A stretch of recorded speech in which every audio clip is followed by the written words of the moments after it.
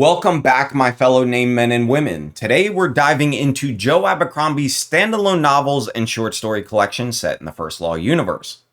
If you've read the original trilogy, or even if you haven't, these books are a testament to Abercrombie's versatility as a storyteller.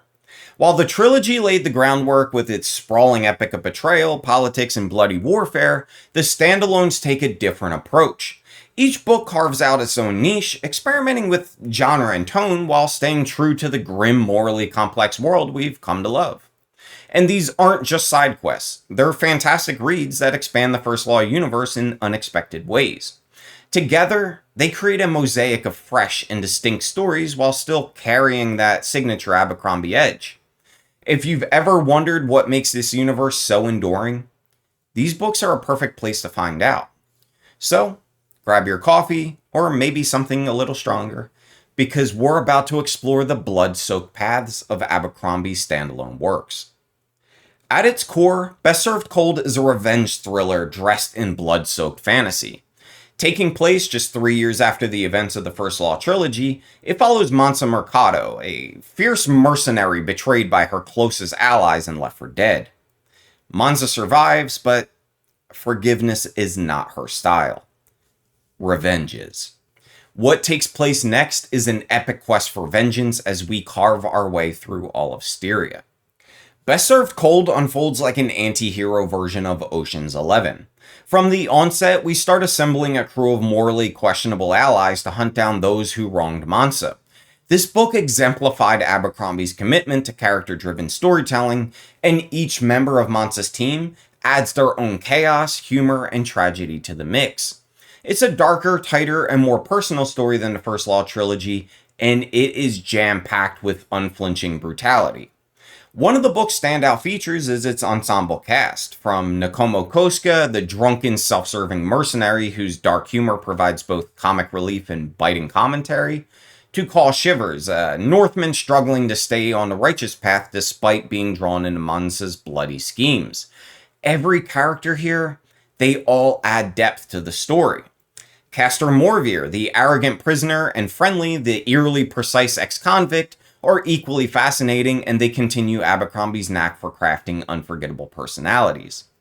The narrative structure is also pretty interesting, but it's not going to be for everyone. Each assassination attempt feels like its own self-contained story, which can kind of feel like a short story collection tied together with an overarching plot. That said, they have inventive settings, clever twists, and psychological depth. Abercrombie doesn't just show us Mansa's revenge, he lets us feel the weight of it, revealing how it transforms her and everyone around her. For those who appreciate a brutal exploration of human nature and the cost of vengeance, this book is an unforgettable ride. The hero shifts the focus to a 3-day battle between the Union and the Northmen for control of a hilltop in the Valley of Osron. But the beauty of the heroes is that Abercrombie doesn't just write about war here. He dissects it. This isn't a story of glory or heroics. It's a raw, often absurd look at the chaos of battle and told through the perspective of 6 main characters on both sides of the conflict. From Bremer Dangorf's self-loathing introspection to Prince Calder's political scheming, every perspective adds a unique angle to the carnage. The best part of the novel is how Abercrombie challenges the romanticized notion of war, showing it for what it truly is. Messy, brutal, and having good people on both sides. In my review of The Heroes, I called it my favorite Abercrombie novel, and I stick by that. It also happens to have my favorite chapter in the entire series. If you've already read the book, you'll know exactly which one I'm talking about. The Heroes is a masterpiece of war literature masquerading as a fantasy novel. Abercrombie takes a 3-day battle and transforms it into a deeply human story, examining the motivations, the fears, and the contradictions of everyone involved. The hilltop, known as the Heroes, becomes not just a physical battleground, but a stage for moral conflict, political ambition, and personal reckonings. What makes the Heroes particularly compelling is its ensemble of perspectives. The story is told through the point of view of 6 characters. First, we have Kernan Krall, and he represents the Old Guard, a man of principles in a world that no longer values them. In direct contrast, there's Corporal Tunney, and he's a man who is primarily focused on profiting from the dead, and if he can manage to keep his ragtag rookies alive along the way, well, that's just a bonus. Prince Calder, a familiar face to anyone who's read the original trilogy, is filled with political maneuvering and self-serving ambitions that bring a Machiavellian edge to the narrative. Young Beck, a farm boy eager to follow in his famous father's footsteps, may soon discover that his naive desires for the glory only leads him into the horrors of war. Then we have Finrey Dan Brock, and she's the ruthlessly ambitious daughter of Lord Marshal Croy, and she gives readers an insight into just how cutthroat the political game can be. Finally, Bremer Dan Gorst, a personal favorite. He comes with unmatched fighting skills and self-loathing internal monologues that make him a cut above the rest. He's one of Abercrombie's most tragic creations, and he offers humor and introspection in equal measure. He's a character I really hope to see in future novels. The battles themselves are visceral and unrelenting, but Abercrombie doesn't glorify the violence. Instead, he uses it to peel back the layers of heroism and expose the chaos and senselessness of a fight for a hill that holds zero strategic value. The result is a story that feels grounded and real despite its fantasy setting. The book's focus and lack of overt fantasy elements, it might not appeal to everyone. The slower build-up before the battle may also test the patience of readers expecting immediate action. But for those willing to immerse themselves in the raw realities of war, The Heroes is a phenomenal read.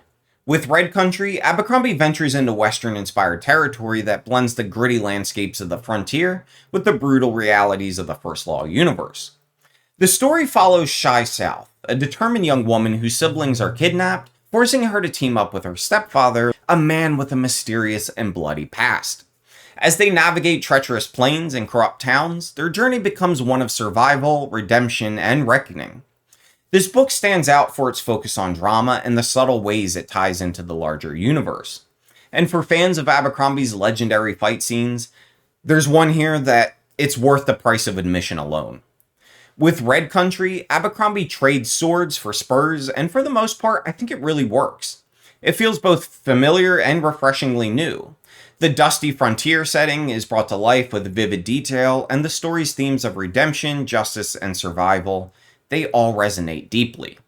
Shy South, the determined and resourceful protagonist, is a standout character, while Lamb's hidden past adds layers of tension and intrigue to their journey. I also really like the seedy town they find themselves in. It feels fully realized and lived in. That these people, they actually existed before our protagonist got there, and will exist long after they leave.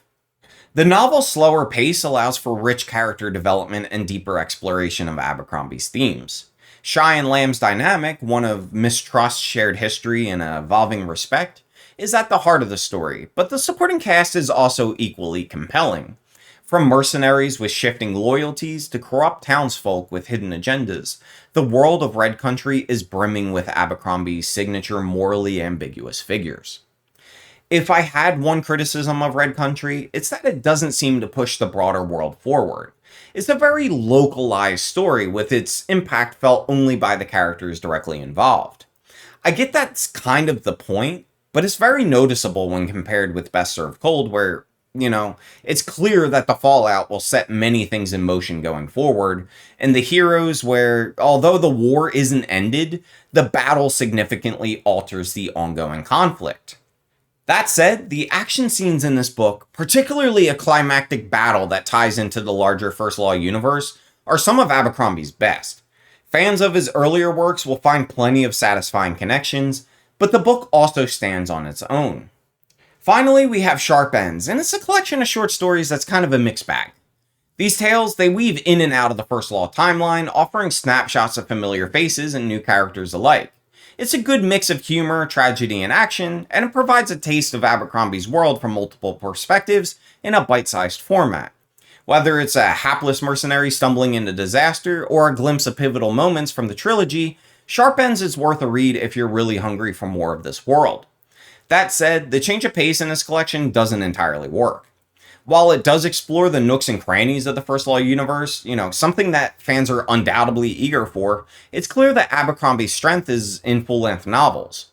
The standout characters are either those with well-developed backstories from the original trilogy, or new ones like Chev the Thief, who benefits from having multiple stories in this collection.